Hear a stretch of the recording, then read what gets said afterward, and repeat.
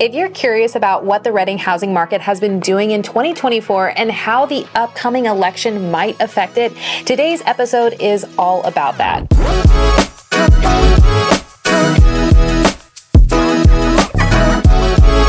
Hey guys, I'm Faith Barrett, your local guide to everything here in Redding, California.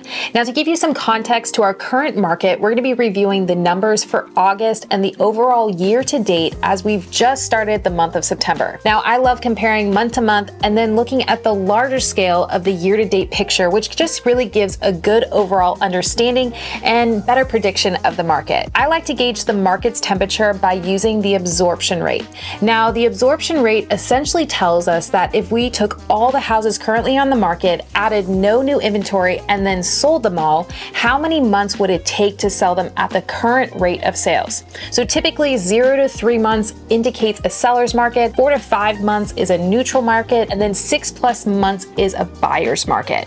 For August, our absorption rate is 3.98 compared to 3.63 in August of last year. So you can see that we're kind of right on the border of a neutral market. Now, lots of factors come into play here. Summer can sometimes be a slower market because the kids are out of school, people are on vacation.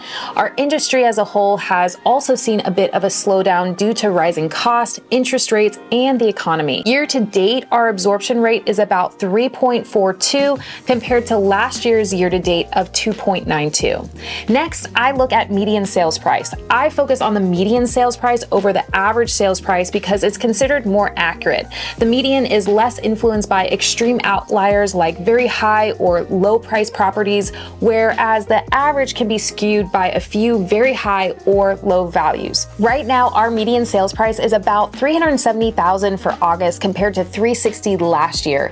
Year to date, it's about $368,000, so there hasn't really been any significant changes in prices, and overall prices have remained stable in our area. Homes in August are sitting on the market for around 64 days. However, in our market sum report, these days on market includes the entire process from listing to contract to close. So if we subtract the typical 30 days it takes to close, homes are roughly on the market for 34 days before receiving an offer from the month of August. I will say that pricing a home correctly in today's market is key to beating this stat. Homes that are positioned, marketed, and priced well tend to move within the first weekend or at least within the first 10 days. Now let's break down some more numbers for you. In August, 189 homes were sold compared to 232 in August last year. So that's about an 18.5% decline. Year to date, we're tracking close to last year's number with about 1,585 homes sold in 2024. As for pending homes, those that went under contract in the month of August, we had 225 compared to 211 last August. Year to date, the number of pending homes is identical to last year's number at 1,672. So we still have movement, but the industry has slowed down partially due to summer, interest rates, and the overall economy. In August, we had about 776 active homes on the market, which is almost the same as last year's August, and year-to-date figures around 2,986 active listings. Now, let's talk about interest rates. Currently, they're hovering around 6.5%, and I'm curious about how the potential rate cut mentioned by Jerome Powell might pick up the housing demand. Whether it happens at the end of September or later, it will largely depend on the inflation and the jobs report. Personally, I would love to see more affordability in interest rates, but it needs to be sustainable. A drastic drop could create a market frenzy with not enough inventory to meet pent-up demand, leading to bidding wars and rising home prices again. But I believe due to how things were mishandled last time, they're going to closely monitor this to ensure a healthy economy. Now, with the election around the corner, there is always buzz about how it will affect the real estate market. And elections can be uncertain times, and it's natural to wonder how political shifts might influence major financial decisions like buying or selling a home. But according to experts, including those at Keeping Current Matters, the impact of elections on the housing market is usually minimal. Data shows that while there might be a short-term inflection in buyer confidence, home prices remain stable. Let's break it down by categories: home prices, home sales, and mortgage rates during the election. Now, in the month leading up to the presidential election, there's typically a slight slowdown in home sales, but historically, home sales bounce back up and rise the following year. Data from the Department of Housing and Urban Development and the National Association of Realtors shows that after 9 of the last 11 presidential elections, home home sales increased the year after the election. Now, as for home prices, do they drop during election years?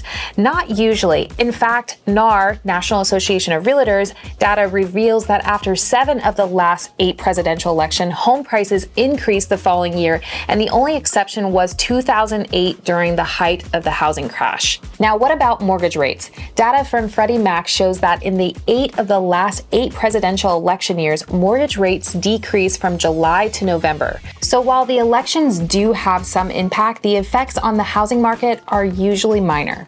Now, looking at it locally, in December 2020, our median sales price was $303,000 compared to $278,000 in 2019. Now, a year after our election in December 2021, our median sales price was $353,000. Despite the election and COVID, we saw a positive response in our market for home prices. Now, I do understand the time frame of all of this was when interest rates were much lower than they are today, causing a bump in sales and movement in our market.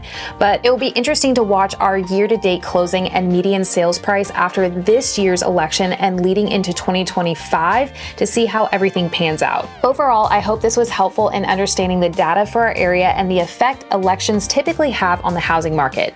Now, if you are somebody in our area or considering moving here, we have helped over 100+ families a year making the move, and we would love to serve you as well. Feel free to reach out via email, comment below, check out our website linked in the bio, or subscribe to learn more about us and our area. Thanks for tuning into this week's episode of Rooted in Reading, where we not only help you find a home, but a community to thrive in. We'll catch you next week.